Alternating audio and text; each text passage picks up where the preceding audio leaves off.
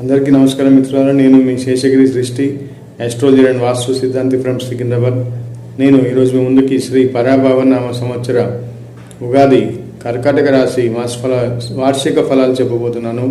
ఈ కర్కాటక రాశి వారికి ఈ సంవత్సరం ఎలా ఉంటుందంటే, వీరికి పెద్దగా ఈ సంవత్సరం జన్మరాశిలో జూన్ నుంచి సంచరించబోయే గురుడు కొంత అనుకూలత ప్రతికూలత ఇవ్వబోతున్నాడు. ఈ అక్టోబర్ వరకు గురుడు కర్కాటక రాశిలో తన ఉచ్చక్షేత్రంలో వీరి జన్మరాశిలో సంచరించడం వల్ల ఈ కర్కాటక రాశి వారికి అనుకూలత తక్కువగా ఉంటుంది, ప్రతికూలత ఎక్కువగా ఉంటుంది. కొన్ని పనులు వేగవంతంగా అవుతాయి, కొన్ని పనులు చాలా ఆలస్యం అవుతాయి, ఆగిపోతాయి. అలాగే వివాహ ప్రయత్నాలు చేసేవారికి ఈ జూన్ నుంచి అనుకూలంగా ఉంటుంది. వీరికి రాహు కేతువులు కూడా మార్పు డిసెంబర్ నుంచి జరగడం వల్ల కొంతవరకు డిసెంబర్లో వీరికి కొన్ని పనులు వేగవంతం అవుతాయి. ఆరోగ్యం విషయంలో కొంత శ్రద్ధ వహించాల్సింది ఈ రాశివారు. అనారోగ్యం నుంచి కోలుకునేందుకు వీరికి జూన్ నుంచి డిసెంబర్ మధ్య కొంత అనారోగ్య సూచనలు కూడా కనిపిస్తున్నాయి ఈ రాశివారు.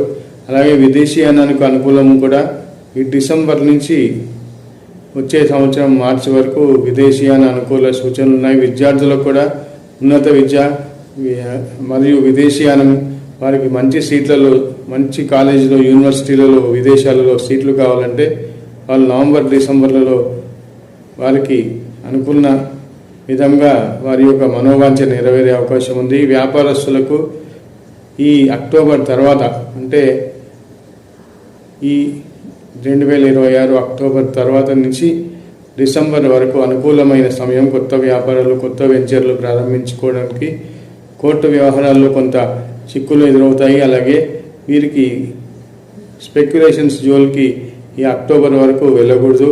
లాంగ్ టర్మ్ ఇన్వెస్ట్మెంట్స్ ఏమంటే చేసుకోవాలి. రియల్ ఎస్టేట్ రంగం వారికి కూడా స్తబ్దుగా ఉంటుంది, అంత కలిసి రాదు. అక్టోబర్ నవంబర్ తర్వాత రియల్ ఎస్టేట్ రంగం వారికి కలిసి వస్తుంది.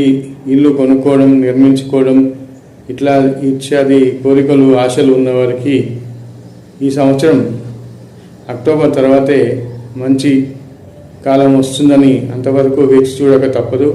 నా ఈ వీడియో మీకు నచ్చితే లైక్ చేయండి, సబ్స్క్రైబ్ చేయండి. మీ యొక్క వ్యక్తిగత జాతకానికై నన్ను ఈ నంబర్లో సంప్రదించవచ్చు. Thank you.